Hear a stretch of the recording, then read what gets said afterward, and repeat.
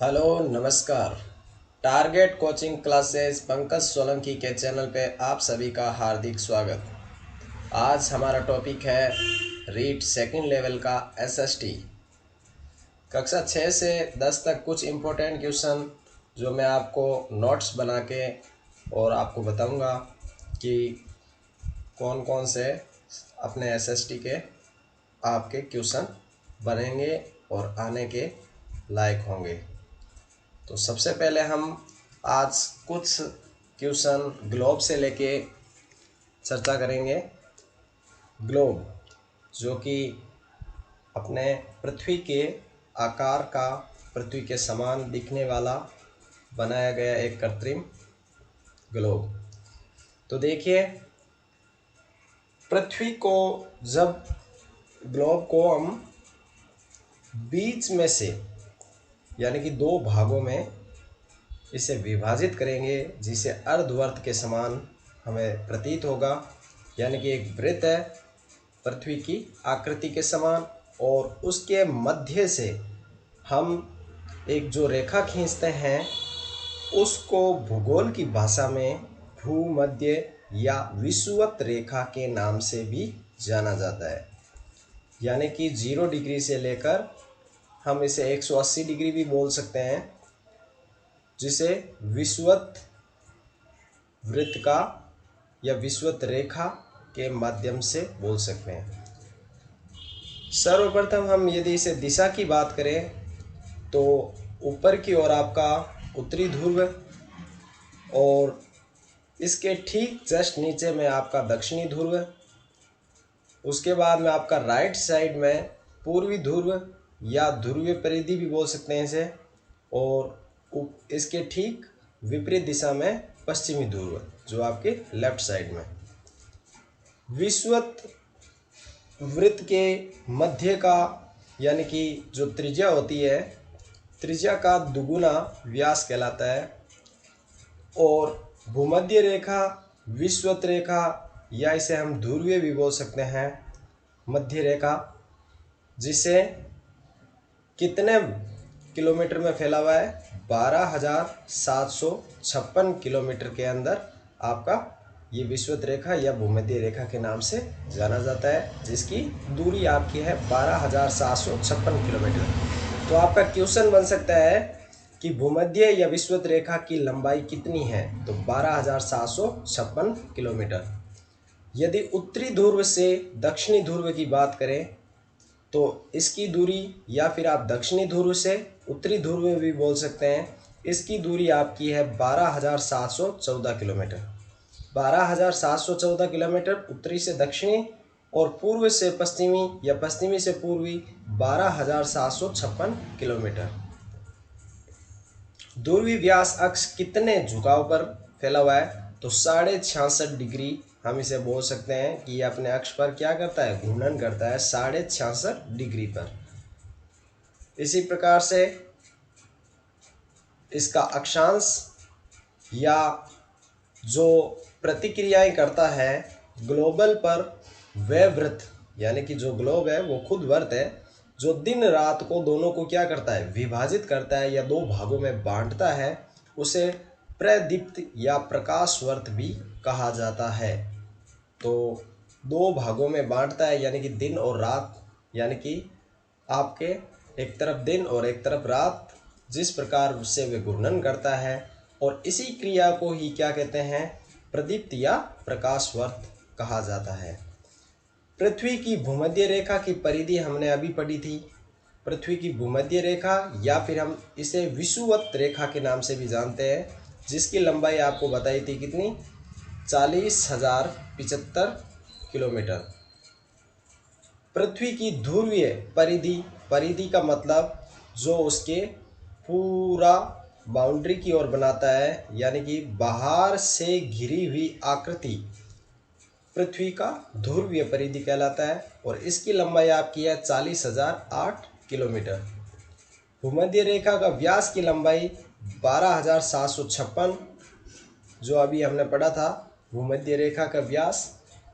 और ध्रुवीय व्यास की यदि बात करें, जैसे मैंने आपको बताया था, उत्तर से दक्षिणी और वो 12,714 किलोमीटर था।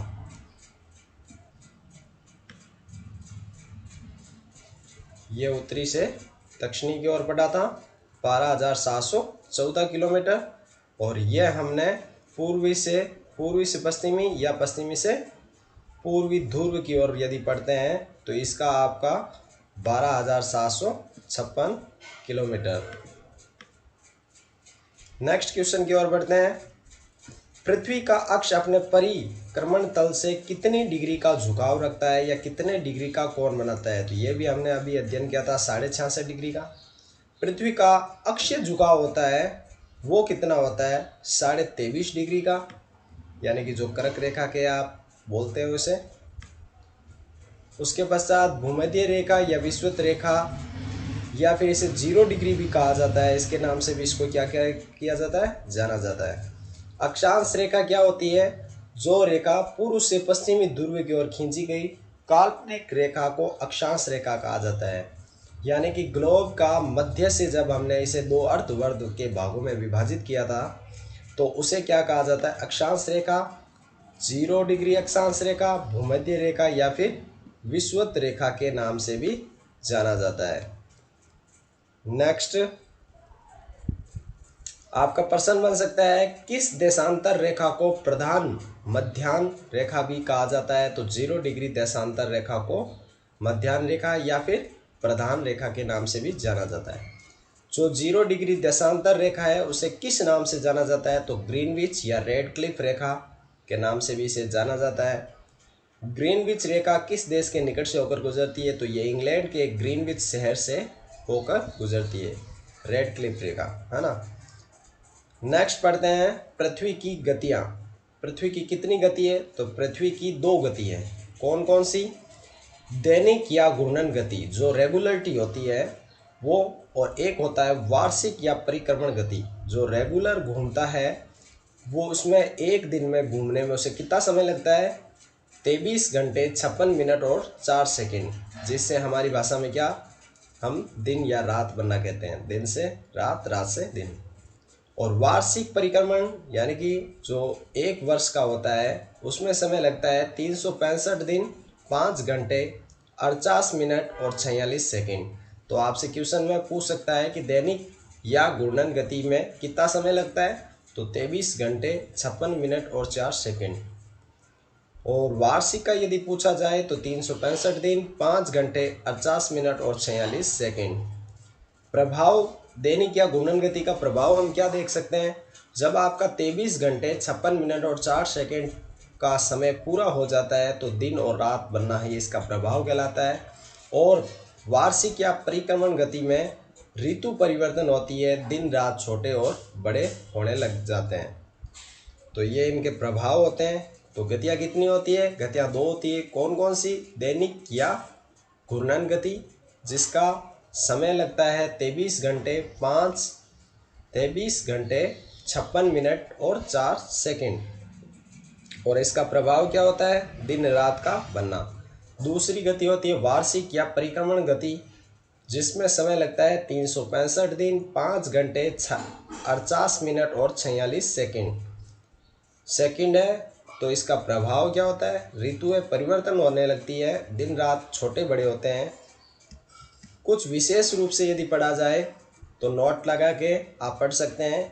किसी ऋतु को जब सूर्य की सीधी किरणें विषुवत पर होती है, यानी कि जो मकर रेखा, कर्क रेखाएं और उष्णकटिबंधीय ये जिस प्रकार से समय समय पर घूर्णन करते हैं तो ये अपनी एक स्थिति क्या करते हैं?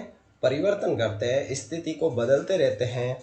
और बदलने से सूर्य की जो सीधी किरणें हैं आपके पृथ्वी के मध्य में, यानी कि विषुवत रेखा या भूमध्य रेखा या 0 डिग्री अक्षांश रेखा भी आप इसे बोलते हैं, उस पर जब गिरती है तो दिन और रात आपके क्या होने लगते हैं? बराबर होने लगते हैं। 2 ऋतुएं बसंत विषु और शरद विषु।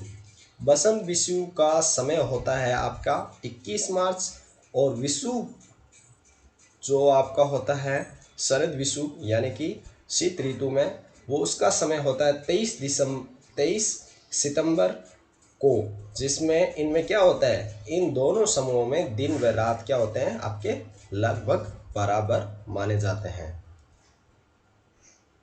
नेक्स्ट, उत्तरी अयनात और दक्षिण अयनात।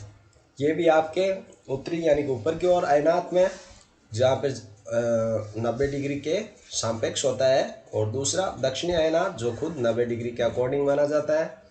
उत्तरी अयनात कौन से दिनांक को 21 जून को माना जाता है, और दक्षिणी अयनात जब घूर्णन करता हुआ आता है तो 22 दिसंबर दिनांक को आता है।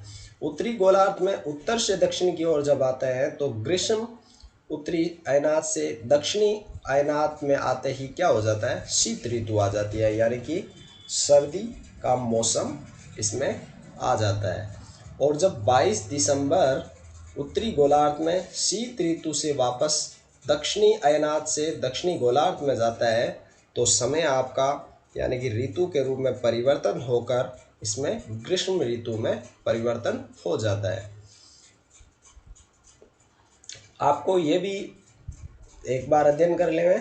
सूर्य व पृथ्वी के मध्य की अधिकतम दूरी 152 मिलियन किलोमीटर है। सूर्य और पृथ्वी के मध्य की जो अधिकतम दूरी मानी जाती है वो 152 मिलियन किलोमीटर है, सूर्य और पृथ्वी के मध्य का। और सूर्य और पृथ्वी की न्यूनतम यदि दूरी की बात की जाए तो 147 मिलियन किलोमीटर के रूप में ये न्यूनतम है 147 और अधिकतम है 152। सूर्य व पृथ्वी के मध्य का औसत की यदि बात की जाए तो औसत हम कैसे ज्ञात करते हैं, अधिकतम और न्यूनतम दोनों को सापेक्ष यानी कि जोड़कर उसमें 2 से विभाजित करने पर आपका औसत दूरी आपको प्राप्त हो जाती है। तो सूर्य व पृथ्वी की मध्य औसत दूरी की यदि बात किया जाए तो 149.8 मिलियन किलोमीटर है। यहाँ से आपको 147 आपकी मध्य न्यूनतम, 152 आपकी अधिकतम, और सापेक्ष या औसत के रूप में पूछा जाए तो 149.8 ये सूर्य और पृथ्वी के मध्य की दूरियों का बारे में है। देखिए यहाँ पे एक डायग्राम बना रखा है ग्लोब का, जिसमें आपको समझाने का प्रयास किया गया है कि शीत कटिबंध, शीतोष्ण या उपोष्ण, उष्ण कटिबंधीय, उष्ण कटिबंध, शीतोष्ण, उपोष्ण कटिबंध और शीत कटिबंध किन किन नामों से इन्हें पुकारा जाता है, कौन सा आपका कर्क रेखा होता है, कौन सा आपका मध्य होता है। तो इसके माध्यम से आपको कुछ बताने का प्रयास किया गया है।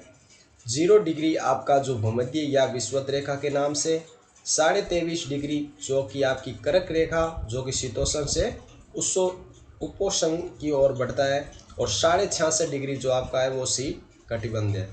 23.5 डिग्री का जिस प्रकार से ऊपर की ओर काल्पनिक रेखा में 23.5 डिग्री में कर्क रेखा आता है, उसी प्रकार से नीचे की ओर काल्पनिक रेखा में 23.5 डिग्री में मकर रेखा होती है।